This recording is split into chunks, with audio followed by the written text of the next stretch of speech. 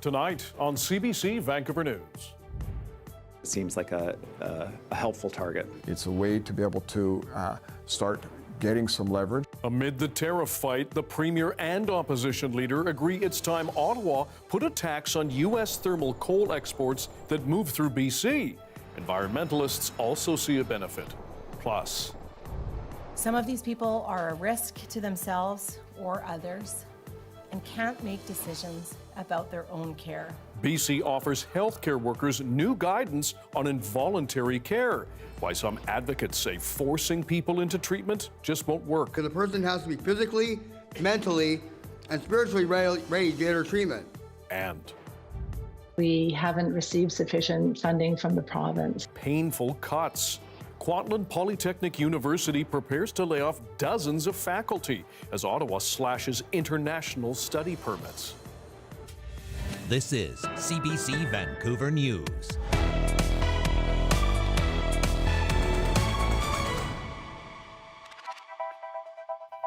Hello, I'm Dan Burritt. Thanks for joining us. Premier David Eby says he wants Ottawa to put a tax on American thermal coal exported through BC ports. He says it's one way to hurt the U.S. in the face of Donald Trump's tariffs. As Yasmin Khanea reports, it's an idea supported by environmentalists and first suggested by the BC Conservatives. Each year, BC ports ship millions of tons of these black mountains to Asia for the U.S. This is a product that Western U.S. states refuse to ship through their ports. And effectively, the only way to get that product out is through British Columbia. That product is thermal coal, used for electricity generation, but known for being a dirty fossil fuel. With mounting evidence of its dire impacts on the climate and human health, the world has increasingly been turning its back on coal. It's why states on the American West Coast won't export it, leaving big coal producers Wyoming and Montana reliant on BC. Now the Premier wants Ottawa to put a tax on U.S. thermal coal exports in response to Donald Trump's tariff threats. And we're encouraging them to have a good look at it because it seems like a helpful target. Opposition leader John Rustad has also floated the idea. It's a way to be able to start getting some leverage to be able to deal with something like, for example, the softwood lumber dispute. Environmentalists say the levies could help fight climate change. If a tariff were to come in place to make it less attractive for Americans to ship coal to here and us to ship it overseas, that would be a step in the right direction. But the U.S. National Mining Association is warning Canada against the move, saying it will force American exporters to look for other export options, hurting Canadian jobs and damaging a source of mutually beneficial trade. And after Trump lashed out at Canada for Ontario's levies, political and energy experts worry that more provincial retaliation could backfire. He's very unpredictable, so anything could make him angry. Ottawa says all options are on the table as the U.S.-Canada trade war sees no signs of letting up. Yasmin Khanea, CBC News, Vancouver. Now, a U.S. official says nothing will stop President Trump's expanded 25% tariffs on steel and aluminum. But it doesn't stop there. Copper has now been added to that list. Mira Bain says more on what that means for our provincial industry. Another day, another tariff threat, along with a 25% tariff on steel and aluminum. As of Wednesday, copper is now on the list. It was mentioned by the U.S. Commerce Secretary as almost a footnote. The president wants steel and aluminum in America.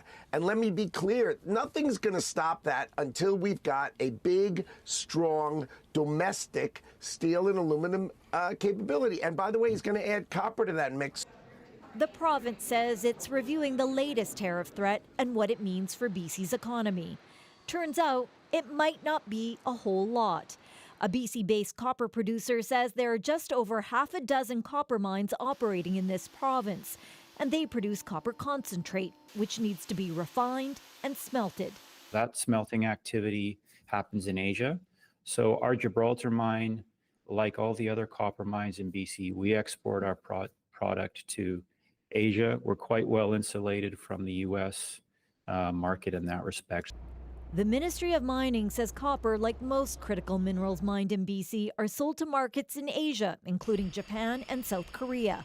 Even Ontario imports twice the amount of copper it exports. BC's housing minister is leading a provincial committee against the threat of tariffs from the United States. He's taking it day by day. Every morning we wake up and we hear something new. In a few hours it changes. And so we'll see what comes forward. As the province explores relationships with other trading partners, the U.S. is looking to Ottawa, with Lutnick telling Fox Business Network that he'll wait for Mark Carney to take the post as Prime Minister before negotiating trade on a national level. Mira Baines, CBC News, Vancouver. CBC News has learned Mark Carney will be sworn in as Canada's new Prime Minister on Friday.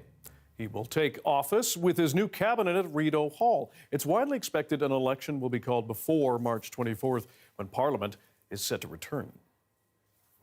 The BC government is pushing ahead with trying to improve care for people with overlapping mental health and substance use challenges. For some, that may include involuntary treatment.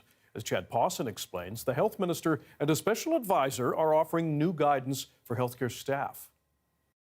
BC's mental health minister says the province will get it right in detaining people suffering from severe overlapping mental health and substance use challenges. Some of these people are a risk to themselves or others and can't make decisions about their own care. Dr. Daniel Vigo has created guidance for clinicians to properly interpret the Mental Health Act. Vigo says less than 1% of patients require involuntary care. The document will settle some of the spurious controversies generating during the past decade around the use of the Mental Health Act. Controversies that have tied the hands of many physicians and created barriers to the care of people with substance use disorder in the moments of greater need. But some groups in Vancouver's downtown east side say no. Involuntary treatment, it'll really bring a lot of harm to people, especially First Nations people. The Vancouver area network of drug users does not want involuntary care treatment for substance use. Instead, peer-led sobering centers in the neighborhood, detox treatment on demand, and access to safe supply. The government's forcing of involuntary treatment is simply setting a person up to fail because a person has to be physically, mentally, and spiritually ready to get her treatment.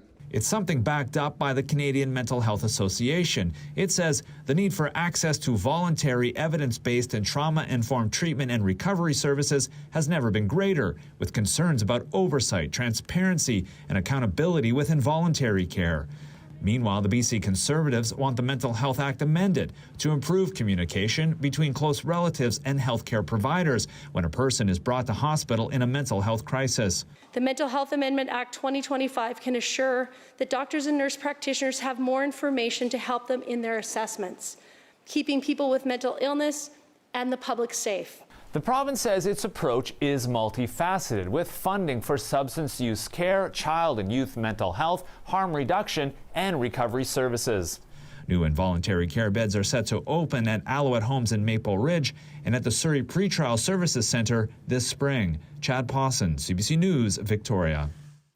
Kwantlen Polytechnic University is issuing layoff notices to dozens of faculty members. It says the decline in international students is to blame. And as Renee Lucas reports, it's pointing the finger at Ottawa and Victoria. Like most post-secondary institutions across Canada, our international enrollments have been severely impacted by the multiple announcements and changes made by the federal government since December 2023. Diane Purvey says 70 members of the KPU faculty will get layoff notices later this week. The university is projecting a loss of $49 million with Ottawa's recent caps on international student permits. The federal government says the changes were needed to reduce Canada's temporary resident population. The cuts will mostly affect the Faculty of Arts and the Melville School of Business. The Kwantlen Faculty Association says the layoffs come as a shock, and it's working to support staff. Purvey says it was a tough but necessary decision. We haven't received sufficient funding from the province, and now with the collapse of the international revenue through the policy decisions of the federal government, we're struggling. Some experts say it may be time to overhaul BC's post-secondary funding model. As Canadians, we have to really think about who is responsible for funding higher education? What is the value of it to our society? Do we really want to pay for it, or do we want to continue relying on international students to supplement that cost? BC's Ministry of Post-Secondary Education and Future Skills says it's increased operating grants for public post-secondary institutions every year since 2017, but adds under the University Act, institutions are responsible for their own operations. This will have a long-term impact on us for sure. We will emerge from this a different institution. Purvey says beyond faculty cuts, Kwantlen is also banning overtime, tightening up discretionary spending, and doing a hiring review. Renee Lucas, CBC News, Vancouver. 10 people have been sent to hospital, 2 of them badly hurt after a multi-vehicle crash near Whistler. First responders were called to the Sea to Sky Highway near the Welcome to Whistler sign around 9 a.m. Emergency Health Services says 2 people were taken to hospital in critical condition. A witness says the crash appeared to involve an SUV and a passenger van that flipped onto its side. The highway was closed for hours but has since reopened. WorkSafe BC says a worker killed in Vancouver last year when a mold used for concrete fell 26 stories ought never to have been able to stand where she was. The report says, quote, several critical safety failures are to blame for the death of the worker at the Oakridge Park development site in February 2024. It says CCTV footage revealed no effective controls in place and safety protocols not followed, with workers often under suspended loads and going into areas that ought to have been off limits. The primary contractor, Ellis Dawn, says it's reviewing the report and is taking steps to bring in enhanced training and supervision, among other things. It adds, quote, we will be forever deeply saddened by the tragic loss of Euridia Flores.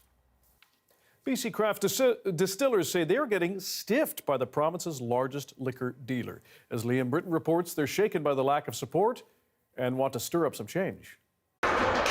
East Vancouver craft distiller Gordon Gland says the recent tariff-fueled Buy BC fervor is encouraging.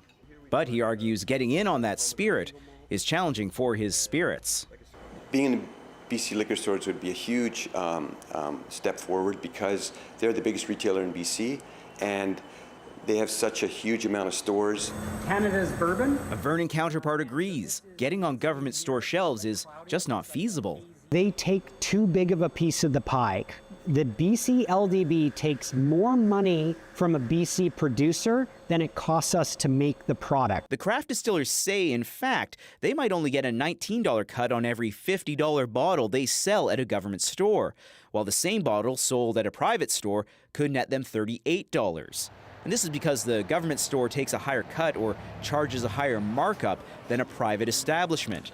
Now, BC liquor stores say they are a strong supporter and advocate for local liquor manufacturers, highlighting its stocking and promotion of regional producers. Alex Hamer has run BC Distilled, an event promoting local spirit makers since 2014. But this year's event is off, with distillers grappling with rising costs or even closing. These are not big corporations. They're locally owned businesses, and they put a huge amount of money into the BC economy. They're buying BC agricultural goods, they're employing citizens across the province. He argues BC liquor stores should do more to promote craft spirits and offer small distillers a more generous pour of the sale price. But Premier David Eby wouldn't commit to that, instead touting progress on interprovincial trade barriers. What that means for them is opening up an entire national market that previously was closed to them. Gland worries about laying off staff or even closing. Just waiting for some kind of change that would make things a little easier. A severe consideration, served straight, no chaser. Liam Britton, CBC News, Vancouver.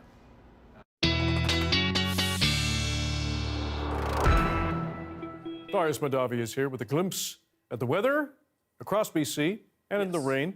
That wiper on our camera is going to get no workout.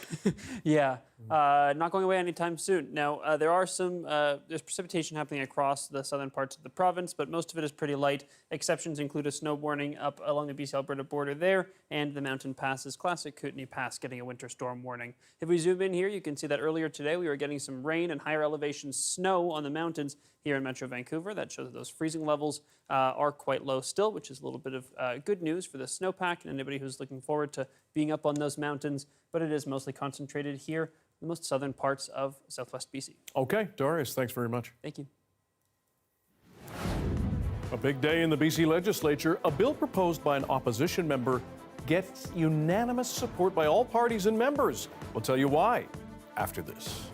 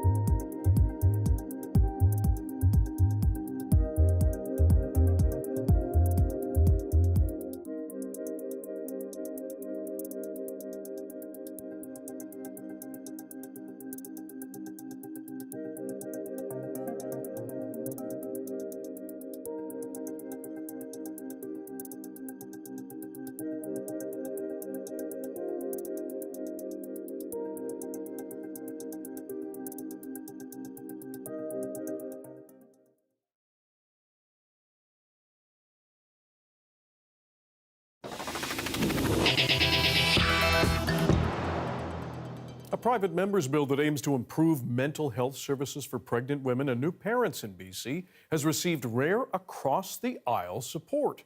As Katie DeRosa tells us, the Conservative MLA putting it forward says it's a positive step towards closing gaps in prenatal and postnatal care. If women are suffering in silence, our society is suffering. Jody Tour struggled to get pregnant, and then when she did, ongoing health challenges left her in a constant state of fear and anxiety. The stigma and fear of mental health is something that, we have to openly talk about and discuss and give women that support. That's why the BC Conservative MLA and mother of two introduced a private member's bill that aims to close the gaps in mental health care for women before and after they give birth. At a time when politics seems more divisive than ever, this bill has so far received unanimous cross-partisan support. The well-being of new and expectant parents as well as their families is a fundamental priority for our government. All MLAs voted to support the private members bill on second reading, a first in the last 43 years. Called the Perinatal and Postnatal Mental Health Strategy Act, it aims to expand universal access to mental health care before and after birth and expand community-based mental health services so that parents can get help close to home. If passed, healthcare providers would also receive specialized training to recognize signs of postpartum depression earlier. The bill would also aim to improve grief support for those who experience pregnancy loss or infant loss. It also sparked deeply personal stories from several MLAs, Conservatives, New Democrats, and Greens. I have faced significant reproductive health challenges, struggled with pregnancy for years, and experienced the deep mental health impacts that come with it. The uncertainty, the heartbreak, and the overwhelming feeling of isolation, and I am far from alone in this. Throughout my pregnancy, though, I experienced emotional highs and lows. I questioned my ability to be a mother. The Midwives Association of BC says the bill is overdue. That the widespread political support for increased access to perinatal mental health services means that it's easy to recognize that this is an area where the system isn't really serving people. For Tour, the support from political allies and adversaries makes her confident the support she's pushing for will become law. Katie DeRosa, CBC News, Victoria. After starting the week with 2 losses at home, the Vancouver Canucks are fighting for their playoff future. As Liam Britton explains, a team that was thought to be a postseason lock is now in desperation mode as the season winds down. Hey, let's check in on the Oka. No. Oh, no. Not again. Really? Ugh. It's been like that for the Canucks lately, and their fans. It's been tough. Hasn't been a lot of, commitment, drive from the team, it feels. Now, ahead of their Wednesday night tilt against the Flames in Calgary, the Canucks had dropped 6 of their last 10 games. Calgary was sitting just ahead of them in the playoff race in the final wildcard spot, while every other team in the division was at least 8 points ahead. Seeing them now on the outside of the playoff bubble looking in, it's really made things difficult in Vancouver to judge how good this team really is and and if this team is capable of ever really being a true contender in this league. To turn things around, star players like Elias Pettersson and Brock Besser will be counted upon. But coach Rick Tocchet hasn't minced words about on-ice struggles from some. Earn it? Yeah, you got to earn your ice time around here. That's how you win. So you guys can stir it up all you want. You have to earn your ice time. I don't care how long you've been here. You got to earn your ice time. That's the way it works. That's how you win Stanley Cups. But to have any hopes for a cup, the remaining games are critical. They have to prove to themselves that they can win. That they can win in key moments, which is something that they've really struggled with this season. A Canucks squad many expected to waltz into the playoffs, now just scrambling for a ticket to the dance. Liam Britton, CBC News, Vancouver. Snow falling fast and furious, hot and heavy up in Whistler Mountain earlier in the day. Lots of snow making for fantastic skiing and boarding conditions. Darius has your BC-wide weather forecast after this.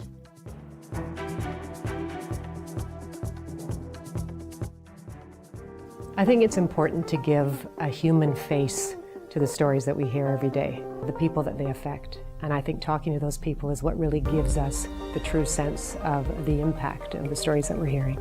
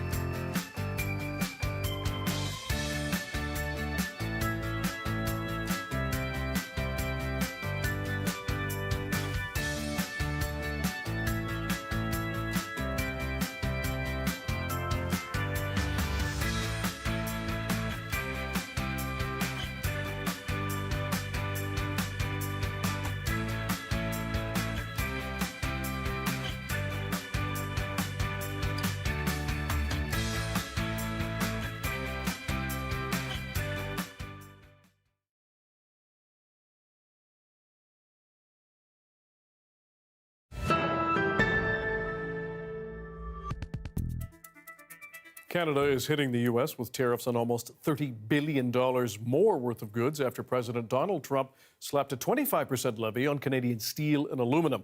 The dollar-for-dollar levies will take effect at midnight. Vanessa Lee has more.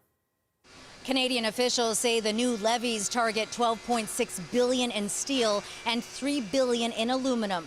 The counter-tariffs will also apply to other products, including computers, sporting equipment, and cast iron goods. Finance Minister Dominic LeBlanc, who is the government's point person on Canada-U.S. relations, calls Trump's attack on the Canadian industry unjustified and unjustifiable, and says Canada must retaliate as the U.S. disrupts what was once one of the most successful trading relationships in the world. We will continue to maintain our countermeasures and increase them on April 2nd. This is no surprise to the American administration if we can't get to a position where their initial measures are all lifted. Prime Minister-designate Mark Carney was in Hamilton, Canada's steel capital, today. He says he will make sure proceeds from Canada's tariffs go back to support workers in the affected industries here, adding he believes in open borders, but Canada is doing this in response to Trump's actions. We are ready to sit down with the Americans, with the U.S. government. I'm ready to sit down with President Trump. All of this uncertainty is having an impact on the bottom line of so many Canadian businesses, including here at Nagas Innovation, which produces energy recovery ventilation units used in places like schools and seniors' homes. President Michel-André Lamarche says they've had to cut the hours of 60 workers at its sister plant, who are working 4 days a week now instead of 5 because business has slowed down. Clients are not asking for our products anymore on the U.S. side because of the uncertainty. Some orders have been canceled or just deviated to U.S. suppliers. So we are losing orders on the U.S. side, which is only 20% of our sales right now, but it's 100% of our growth. That's where we wanted to grow, and now that's being, demolished. Even though Ottawa has announced $6 billion in aid for affected businesses, many say that will do little to help, considering the magnitude of contracts and relationships at stake. Vanessa Lee, CBC News, Varennes, Quebec. Meanwhile, G7 foreign ministers convene for a meeting tomorrow in Quebec. Today in Ireland, U.S. Secretary of State Marco Rubio was asked if Canada, becoming the 51st U.S. state, would be on the agenda. The answer was no. Well, that's not what we're going to discuss at the G7, and that's not what we're going to be discussing in our trip here. So they're the host nation, and we have a lot of other things we work on together. We defend North America through NORAD and the airspace of our continent together. So not to mention the issues of Ukraine and other commonalities. So we're going to be focused in the G7 on all of those things. That's what the meeting is about. It is not a meeting about how we're going to take over Canada. Ryan Wedding once represented Canada as an Olympic snowboarder. Now he's accused of being a drug kingpin and is on the FBI's most wanted list, with a $10 million U.S. reward being offered for information that leads to his arrest. Thomas Daigle now tracing his shocking path from the top of the slopes to the underworld. For years, former associates and rivals have been turning up dead, from Canada to Colombia.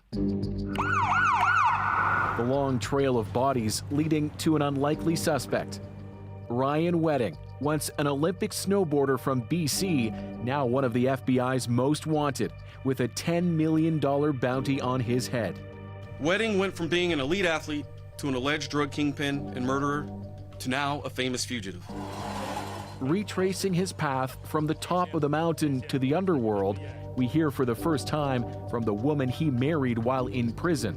He said that he was just at the wrong place and wrong time.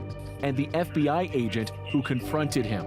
He's someone who needs to be brought to justice because this won't be the end. Canada.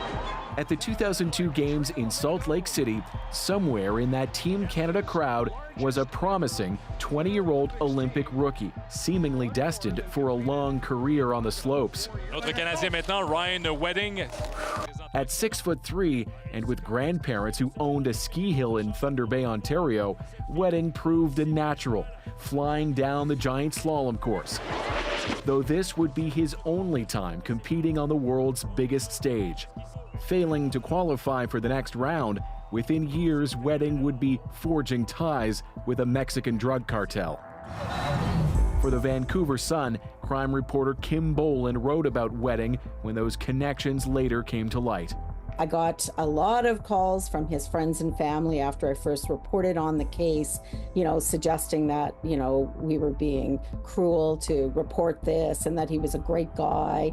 He was a very charismatic person, very popular, lots of women in his life. In 2006, in Maple Ridge, east of Vancouver, came the first sign of trouble. Wedding's name appeared in an RCMP search warrant for a cannabis grow-op. He wasn't charged yet, but his criminal connections flourished. In June 2008, Wedding flew to Los Angeles to buy 24 kilograms of cocaine. Instead, he got caught in a sting operation and was arrested by FBI Special Agent Brett Kalina. Now retired, we reached him in San Diego. We really didn't know about Ryan Wedding until he stepped off the plane. He was very confident that he was just going to be able to pull this off. This was going to be a deal like any other that he may have done up in Canada. And again, we didn't have a huge history at that point of him. We did not know he was a snowboarder. U.S. court records obtained by CBC News show Wedding pleaded with the judge for a lenient sentence. "Your Honor, what I did was completely out of character for me," he said. "I am truly sorry.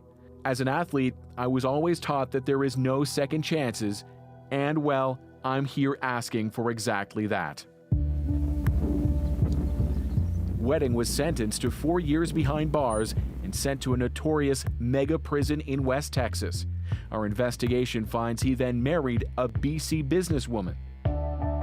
Here's the marriage license, dated February 14th, Valentine's Day 2011, while Wedding was an inmate, and after she says they dated in BC. We reached his former bride on the phone all these years later. You married him while he was in prison. Didn't you have any concerns about his lifestyle at the time? No, he said that he was wrong. He was just there with a friend, and he got convicted. Like he was just at the wrong place and wrong time. Are you involved in money laundering? No, of course I am not. In fact, we found the woman's name came up twice in police investigations tied to money laundering. We're not naming her here since she's not charged with a crime, but records show she and Wedding moved in together in Coquitlam, BC after he got out of prison. Around the time authorities say he was building his own criminal network. By 2015, Wedding was on the RCMP's radar when they unveiled a major operation targeting cartel-linked cocaine imports by sea. But by the time he was charged, Wedding was already gone, running off to Mexico, where prosecutors say he's protected by the infamous Sinaloa cartel. All of it coming to light last fall when U.S. federal authorities laid out drugs and guns seized in their investigation, announcing they too were now on the hunt for Wedding. Upon his release, we believe he went back to drug trafficking and in fact built this prolific and ruthless organization. Whoa. From a South Florida mansion to the streets of Colombia, officers arrested suspected accomplices, even alleging Wedding orchestrated a botched shooting in this Caledon, Ontario home in November 2023 over a stolen drug shipment. My father was shot in front of me. I heard my mother's last screams, and after that, it was complete silence. Police later revealing the attack on that family was a grim case of mistaken identity. The RCMP say Wedding still poses a serious threat in Canada. Authorities releasing these two photos, both taken somewhere, sometime in 2024, betting someone will remember seeing him and report his whereabouts. The hope is that $10 million bounty will also help put an end to a decade-long manhunt. The increase in the reward should make it clear there is nowhere safe for Wedding to hide.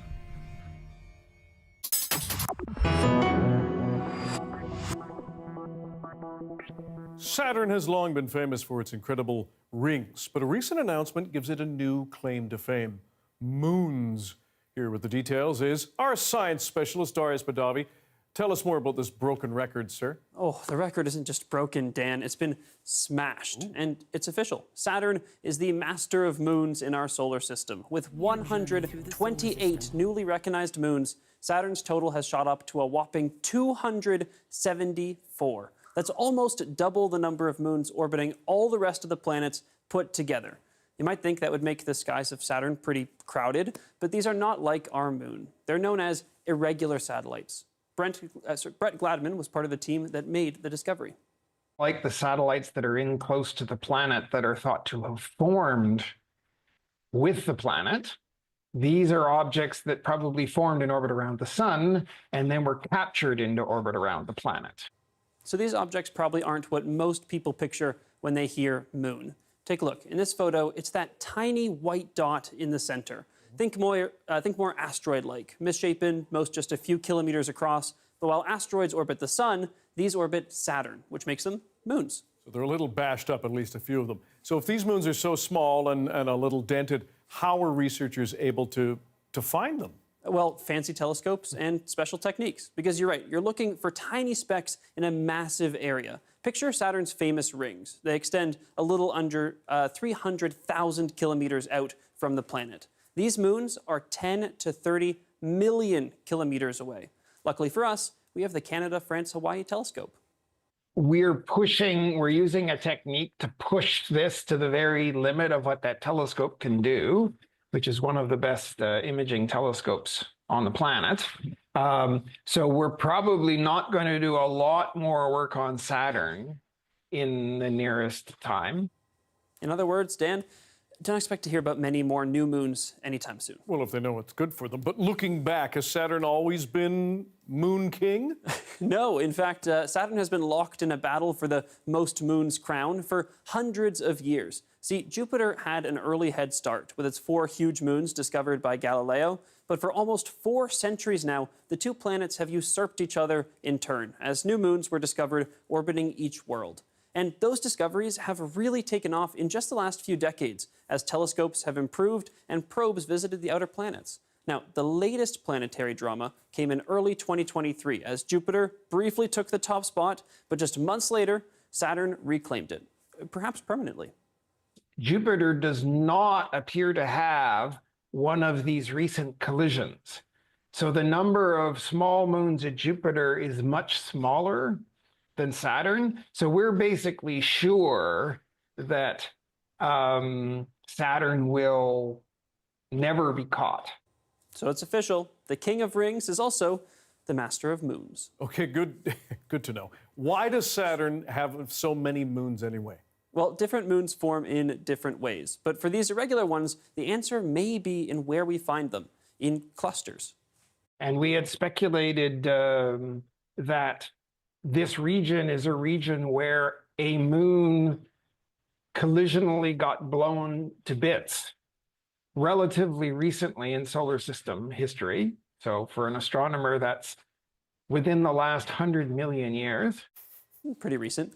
We usually think about our solar system as static, but it's really not. Saturn has the most moons now, but in a few 100 million years, who knows? But for now, it's safe to say researchers are over the moon with this discovery. Or rather, over the moons. Thank you, Darius. Thank you. Canada's top naval officer is visiting one end of the Earth. After the break, an exclusive interview from Antarctica amid security concerns about the polar south.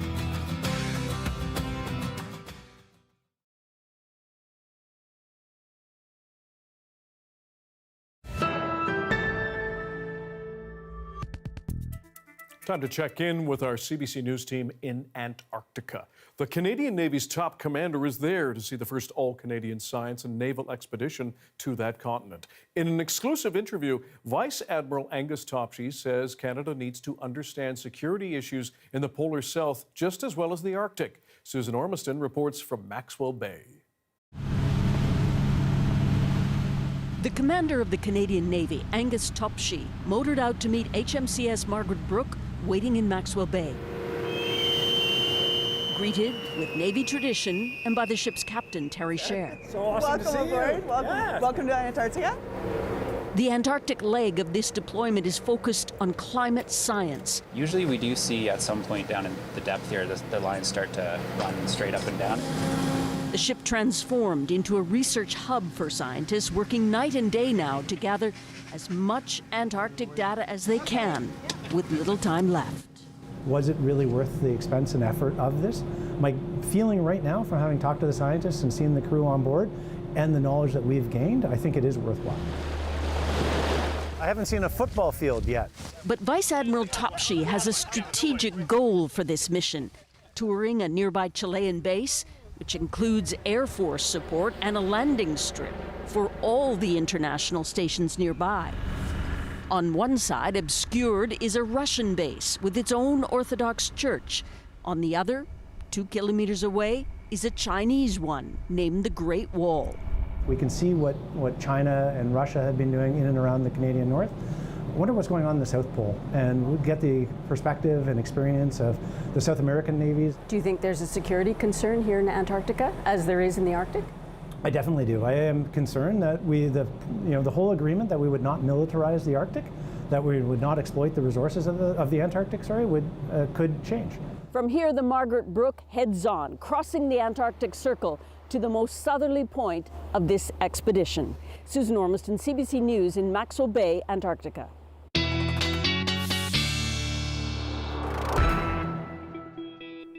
From Antarctica to BC. Darius Madavi with the BC Wide Weather Forecast. I'm very envious of Susan Ormiston and that team. Amazing stuff. Yeah, it is. It's definitely something. It's not easy to get down there. No. And for good it's reason, not a weekend too. getaway. Right, let's get into the weather because things are looking a little bit uncertain over the next couple days. So tomorrow, things are fairly dry pretty much across BC, but including here on the south coast.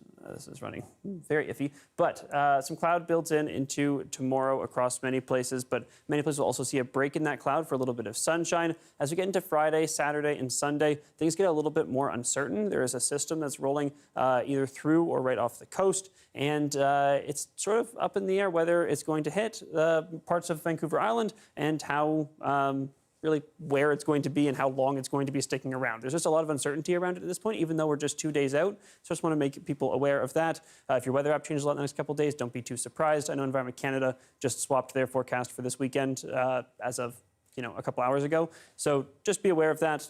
It looks pretty showery through the weekend, but intense rain right now looks like it might be Saturday night. Not intense, more consistent rain Saturday night. And besides that, not too much else to chat about. Some of that more intense precipitation right now is focused over in the southeast, where they're getting a fair amount of snow. We'll look at the snow map in a second. But those snow accumulations do look like they could be pretty high in those mountains, especially tomorrow. That system is rolling through the Okanagan in those areas today and should arrive tomorrow, dropping a decent amount of snow for the mountains. Good news in terms of snowpack. Here you go. Totals don't look that high right now, but again, this could change. It doesn't look like it's a particularly strong system. It's just right now, I think this model has it mostly passing offshore, whereas this might come ashore and drop a little bit more rain than this is calling for. If we take a look at our snow accumulation, again, you can see those high accumulations over in the southeast. Lots of mountains getting some fair snow. So we have that winter storm warning for Kootenay Pass, classic Kootenay Pass. And if we zoom in here on the south coast, you can see freezing levels are still low enough that a lot of that precipitation, if it comes, will be falling as snow for the mountains, which is also a little bit of good news. Another big dump of snow expected for places like Whistler, for instance, this weekend. So good news for anybody concerned about the snowpack or wanting to get up and do some recreational activities. But again, down here at sea level, expect some rain, just pretty on and off over the next few days. Here are conditions across the province. Lots of sunshine in many places, but in many places it's sporadic, so it's coming in and out with that cloud and a little bit of precipitation, some showers, some flurries. And if we zoom in here on the Metro Vancouver area, you can see a little bit of uncertainty, again, in this forecast, but it does look like we get some sun tomorrow. maybe some showers on Friday up in the air, and then some more precipitation into the weekend. That question mark's doing a lot of work. Yeah. That's okay. Thanks. Thank you. A local Indigenous artist is finding unique ways to connect with stories of survivors from residential schools beyond a museum. You will want to see this.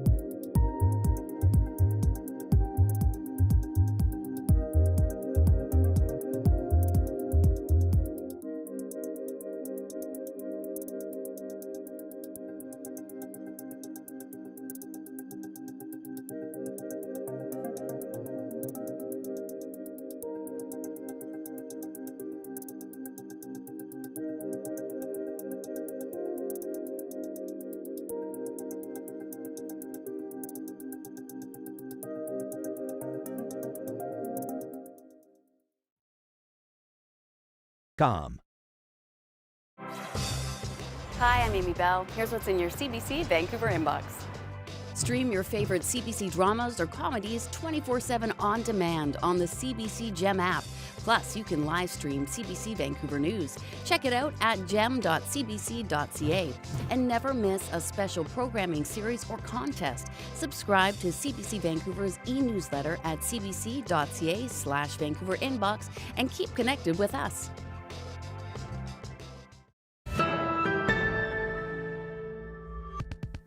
A local Indigenous artist has created the Witness Blanket. It's an interactive artwork made of hundreds of objects which tell the stories of survivors of residential schools. As Jackie McKay shows us, this new virtual reality version allows audiences to connect with stories in ways beyond a museum installation. Okay, so we're going to put this on. Wow! If you look around you, you can see the Witness Blanket. So this is the entire original installation, which has been scanned, remodeled, retextured into the 3D environment using Unreal Engine. This is really cool. Thank you. When it comes to a project like the witness blanket, my reaction is around wanting people to understand the truth of the experience of children in residential schools. Like, we talk about survivors, we talk about the institutions, but not many of us have access to hearing the words of survivors, to understanding that experience on like a personal relational level. And so the witness blanket is a reaction to colonialism. And then if you grab any of these objects, oh wow, to examine it, if you look up into the sky as well here, you're going to see that it's turned to night when you're holding the dream catcher. We've got some aurora happening. You might even hear a little bit of music playing in the background. The witness blanket is an installation or art project. It was my response to the Truth and Reconciliation Commission's call for commemoration initiatives. I came up with this idea of gathering objects, and eventually the gathering of those objects turned into making a blanket from them. So now we have this 40-foot long, 10.5-foot tall blanket that's made of solid objects. We put it into the shared stewardship of the Canadian Museum for Human Rights and started working on various other ways of sharing the witness blanket and figuring out how it's different to interact with the objects on the blanket in virtual reality. What are the kind of opportunities that technology provides that the physical original blanket doesn't? And one of those things is sound. So we've been gathering sounds from culture, sounds from language, sounds from cultural practice, and working them into the soundscape of the blanket. What you hear some of them tell you about the kind of lifestyle they had there. And maybe consider the pieces and the stories in a little bit different way through the wonder of virtual reality. I want survivors ultimately to be the ones who determine what works and what doesn't. My homeland, the prairies. And now you're going to see we're in an entirely new environment, still with the witness blanket, but with new surroundings around us. Wow. It's like pretty emotional, actually. Yeah. It's because you really feel like you're there.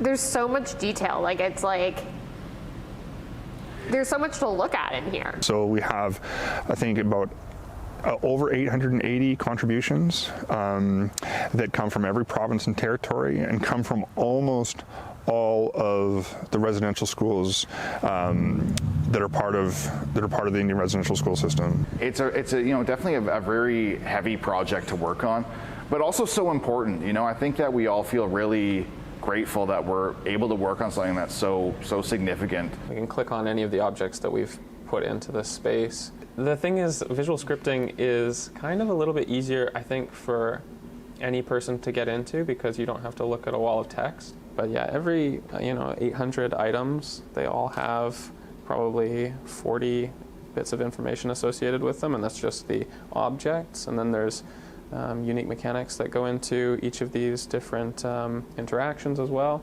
So that's something we just like changing a few little variables around. We can change the entire look and feel of the water, make it a bit transparent, change how it absorbs the light, and we can make a completely different water experience based on that. It has been challenging to make sure that as we're working, we're trying to make it seem as far away from a video game as possible. Just to remain respectful to the subject matter, it felt really prudent to explore alternatives to a lot of conventional navigation mechanics and interaction types. Like, I feel grateful for the opportunity to work on it and just learn more and ideate more and see where we can push not only the technology but the creative process. Amazing how Jackie said how emotional it was, but you hear that sound and those visuals of the drum sound. Very cool. Just a way to archive it and save it. That's right. You wouldn't be able to otherwise. Absolutely. It's very great. Cool. Thanks for being with us tonight on CBC Vancouver News at 6. You can watch this newscast on CBC Gem, our free app, as well as on YouTube and our website, cbc.ca/BC. And we will have your next local news at 11 o'clock, right after the National. We'll see you then. Good night.